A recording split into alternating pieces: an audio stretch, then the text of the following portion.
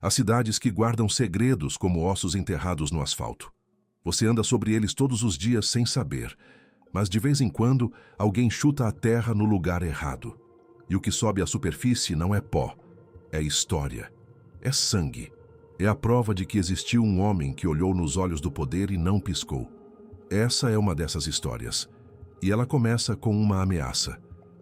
Era 1973.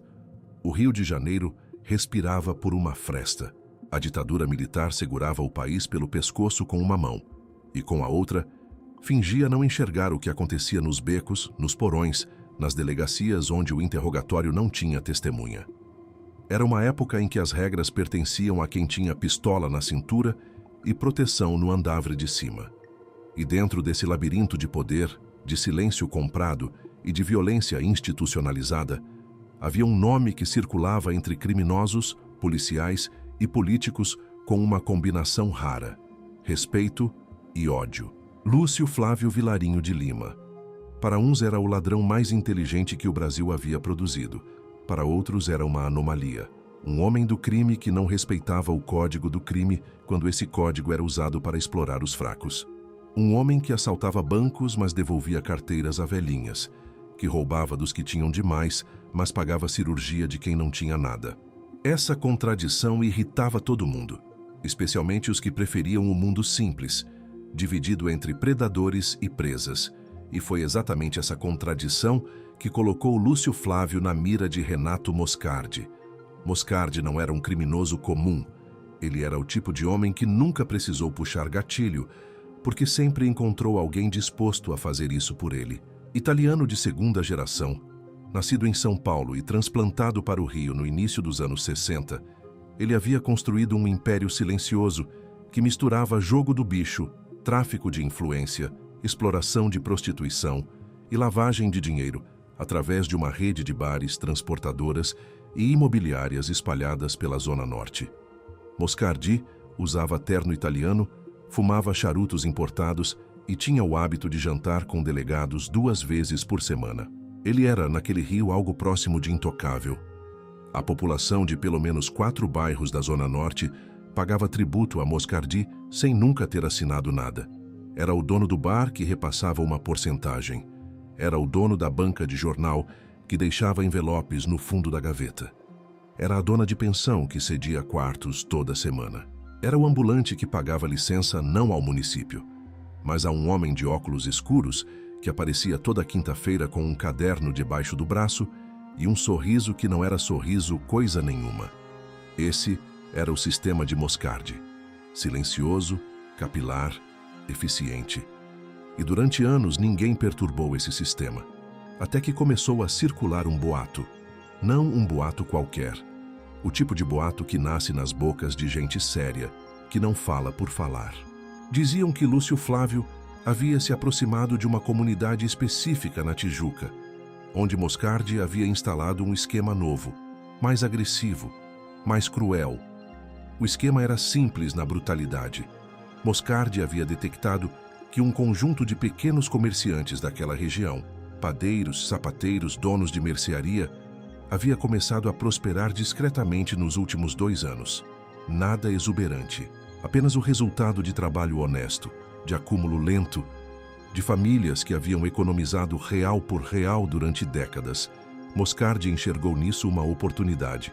Ele mandou seus homens. Começaram as visitas, sutis no início, uma conversa aqui, uma sugestão ali. A mensagem era codificada, mas absolutamente clara. Vocês estão crescendo em território que tem dono, e território que tem dono cobra aluguel. Quando o padeiro da Rua Uruguai se recusou, a padaria pegou fogo 3 dias depois. Um incêndio acidental, disseram os bombeiros. O sapateiro, que duvidou da seriedade das visitas, teve o filho detido por um policial fardado por posse de uma navalha que o próprio policial havia plantado no bolso do garoto. O dono da mercearia, que tentou registrar queixa na delegacia, saiu de lá sendo xingado pelo próprio delegado de plantão. Moscardi tinha comprado a delegacia, tinha comprado o silêncio, tinha comprado o medo. O que ele não tinha comprado era os olhos de Lúcio Flávio. Lúcio Flávio havia chegado ao Rio vindo de uma operação no interior de São Paulo. Não estava ali para trabalho. Estava se refazendo, observando, descansando da tensão que era viver como vivia. Tinha alugado um quarto num sobrado discreto na Tijuca através de um intermediário de confiança. Ninguém sabia que era ele. Saía de manhã, comprava pão, lia jornal, conversava com as pessoas do bairro, com a naturalidade de quem não tem nada a esconder, porque aprendeu a esconder tudo muito bem. Foi numa dessas manhãs que viu. A padaria Irmãos Alcântara estava fechada com uma tábua cruzando a porta. Do lado de fora, sentado num degrau, estava o filho mais velho do padeiro, um rapaz de 20 e poucos anos, com as mãos entre os joelhos, olhando para o nada com aquele vazio específico de quem perdeu algo que não se reconstrói em tempo nenhum. Lúcio Flávio parou. Não disse nada imediatamente. Sentou-se no meio-fio ali perto, acendeu um cigarro e ficou em silêncio. Depois de um tempo, foi o rapaz que falou primeiro. Não foi um discurso. Foram fragmentos. Pedaços de raiva e desolação que saíam em ordem errada, como sempre saem quando a dor é real demais para a organização. O pai havia trabalhado 32 anos naquela padaria. Começou com um forno de barro num cômodo de 2 metros. Tinha chegado até ali. Tinha chegado até uma padaria de verdade, com nome na fachada, com empregados, com clientes que vinham de bairros vizinhos porque o pão era bom. E em 3 dias tinha acabado. Lúcio Flávio ouviu tudo. Não fez perguntas ainda. Apenas ouviu. Nos dias seguintes, ouviu mais. Conversou com a mulher do sapateiro enquanto ela estendia roupa num varal. Conversou com um vizinho que trabalhava num botequim e que, com a cautela de quem sabe que as paredes têm ouvidos, foi deixando escapar detalhes pequenos, mas precisos. O nome dos homens que faziam as visitas, os horários, o padrão de circulação, quem era o policial plantado, qual delegacia estava envolvida. Lúcio Flávio não anotava nada, guardava tudo na cabeça. Era uma das suas características mais temidas por quem o conhecia de verdade. Aquela memória que não deixava escapar detalhe, que conectava pontos sem esforço aparente, que construía mapas invisíveis a partir de informações que qualquer outro descartaria como irrelevantes. Em 4 dias, ele já sabia mais sobre a estrutura de Moscardi naquele bairro do que qualquer delegado daquela cidade. Foi então que Moscardi soube que Lúcio Flávio estava na Tijuca. A informação chegou através de um delator menor, alguém que tinha ouvido um nome numa conversa de botequim e que sabia que certos nomes valiam dinheiro se levados ao lugar certo. Moscardi recebeu a notícia no seu escritório, num sobrado da Rua Conde de Bonfim, com as cortinas fechadas como sempre, o charuto aceso como sempre, os 2 seguranças na porta como sempre. Ele não ficou nervoso. Moscardi raramente ficava nervoso. Era uma das razões pelas quais havia durado tanto. Mas havia algo na presença de Lúcio Flávio que desafiava a compostura de Moscardi de uma forma que ele mesmo teria dificuldade em explicar. Não era medo exatamente. Era o reconhecimento de que havia uma qualidade de inteligência naquele homem que não se comprava e não se intimidava. E Moscardi era, acima de tudo, um homem prático. Ele sabia distinguir um problema real de um problema gerenciável. Lúcio Flávio era um problema real. A decisão foi tomada naquela mesma noite. Moscardi mandou chamar um de seus intermediários, um homem chamado Galvão, que transitava entre o mundo do crime organizado e o mundo policial com a fluidez de quem nunca escolheu lado, porque vender os 2 lados era mais lucrativo. Galvão recebeu a mensagem e a transmitiu para os canais certos. A mensagem era direta. Lúcio Flávio tinha 48 horas para deixar a cidade. Se não saísse, a cidade o expulsaria de outras maneiras. Não foi um recado entregue em pessoa. Moscardi não cometia esse tipo de erro. Foi um recado que chegou através de um barman, que sussurrou no ouvido de um contato de Lúcio Flávio, que chegou como a transmissão de uma informação urgente, carregando o peso de quem sabe que a mensagem tem consequências sérias em qualquer direção que tomar. Lúcio Flávio recebeu o recado numa tarde de quarta-feira. Ficou quieto por alguns segundos. Depois disse apenas, "Obrigado", e voltou a tomar o seu café. Quem conhecia Lúcio Flávio de verdade saberia que aquele silêncio não era resignação. Era concentração. Era o silêncio de uma mente que acabou de receber a confirmação de uma hipótese e está reorganizando o plano a partir do novo dado. A ameaça de Moscardi não o assustou. Ela o informou. Informou que Moscardi já sabia da sua presença, que considerava sua interferência uma ameaça real, que havia tomado a decisão de agir e que, portanto, a janela para agir primeiro estava se fechando rapidamente. 48 horas. Moscardi havia dado um prazo e, sem perceber, havia transformado esse prazo numa contagem regressiva que jogava contra ele mesmo. Lúcio Flávio começou naquela mesma noite. O primeiro movimento foi de aparente recuo. Ele saiu do sobrado onde estava hospedado, pagou o quarto, agradeceu ao intermediário e desapareceu do endereço. Para os olhos de Moscardi, que tinha informantes monitorando o bairro, parecia que a ameaça havia funcionado. O alvo estava se retirando. Havia uma certa satisfação natural nessa interpretação, e Moscardi permitiu a si mesmo senti-la. Esse foi o primeiro erro de Moscardi. Lúcio Flávio não havia saído da Tijuca. Havia mudado de endereço dentro da própria Tijuca, indo para um quarto nos fundos da casa de uma senhora chamada Dona Cecília, que havia sido indicada por um contato que Lúcio Flávio havia cultivado anos antes e que sabia guardar segredos com uma disciplina que envergonharia muitos profissionais. Dona Cecília não sabia quem ele era. Sabia apenas que o homem que alugava o quarto de fundos era educado, quieto, pagava adiantado e não recebia visitas. Do novo endereço, Lúcio Flávio operou durante as 20 horas seguintes com uma precisão cirúrgica. A operação tinha 3 frentes. A primeira frente era a informação. Lúcio Flávio tinha, ao longo das semanas anteriores, identificado um contador que trabalhava para uma das imobiliárias de fachada de Moscardi. Um homem chamado Bergman, de origem alemã, funcionário antigo, que havia desenvolvido ao longo dos anos um ressentimento silencioso por nunca ter sido promovido, apesar de saber demais sobre as operações que administrava. Esse tipo de ressentimento é uma das fontes mais confiáveis de informação que existem, porque não é movido por dinheiro, mas por algo mais duradouro, a sensação de ter sido tratado como ferramenta descartável por quem deveria reconhecer seu valor. Lúcio Flávio não precisou prometer muito a Bergman.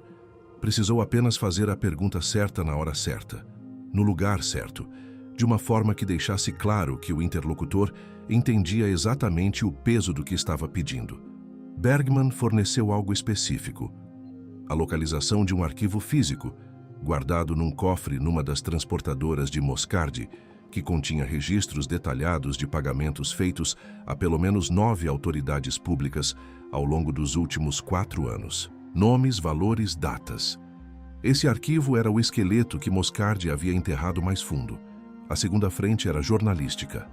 Lúcio Flávio havia localizado, através de uma cadeia de contatos que percorria a cidade em direções inesperadas, um repórter chamado Evandro Teles.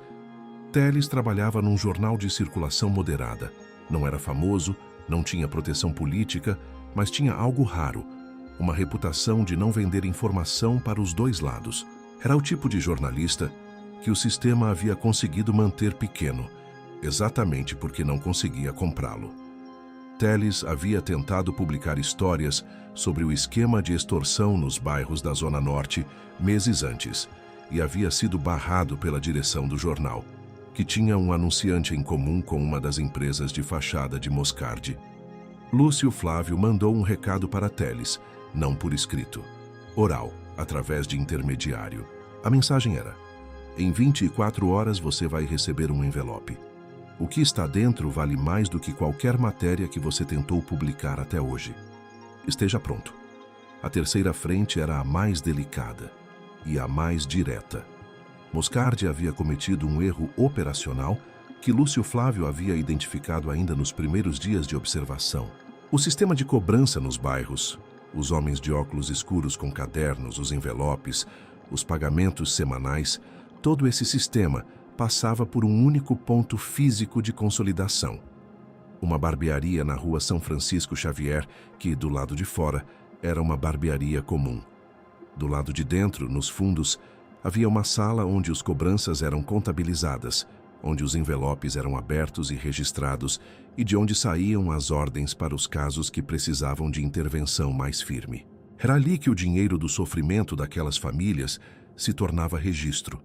Era ali que a abstração da exploração ganhava forma física e contábil. Lúcio Flávio entrou na barbearia na tarde da quinta-feira. Não com arma em punho, não com ameaça. Entrou como cliente, pediu um corte de cabelo, sentou na cadeira. O barbeiro, que não fazia parte do esquema do fundo, mas que sabia da existência dele, porque é impossível não saber o que acontece nos fundos do lugar onde você trabalha, ficou visivelmente tenso ao reconhecer quem estava sentado na sua cadeira. Lúcio Flávio não disse nada sobre o fundo, conversou sobre futebol, pagou o corte, deixou uma gorjeta generosa e, antes de sair, disse ao barbeiro, com a calma de quem está comentando sobre o tempo: "Eu voltaria para o fundo hoje, não." O barbeiro não perguntou por quê. Havia algo na forma como aquele homem disse aquelas palavras que tornava a pergunta desnecessária. Naquela mesma noite, enquanto Moscardi jantava num restaurante do Leblon com 2 dos seus sócios políticos, convicto de que Lúcio Flávio havia deixado a cidade, a barbearia da rua São Francisco Xavier foi visitada por uma equipe da Polícia Federal. A visita não foi produto de uma denúncia anônima comum. Foi o resultado de um envelope entregue diretamente na mão de um delegado federal específico. Um dos poucos que Lúcio Flávio, ao longo de anos de observação do sistema, havia identificado como genuinamente avesso à corrupção, não por ingenuidade, mas por um conjunto de razões pessoais que incluíam um pai que havia sido vítima de extorsão policial décadas antes e que nunca se recuperou completamente. Esse delegado tinha motivação. E agora tinha também documentação. O envelope continha cópias dos registros que Bergman havia fornecido e uma cartografia detalhada do sistema de cobrança, com endereços, nomes, horários e valores. A operação na barbearia encontrou o arquivo físico no cofre dos fundos. Encontrou dinheiro não registrado. Encontrou os cadernos de cobrança com nomes e valores que correspondiam aos registros de Bergman. E encontrou, debaixo de uma soleira falsa no piso da sala dos fundos, uma série de fotografias que ninguém havia pedido para encontrar, mas que tornaram a operação algo de uma magnitude completamente diferente.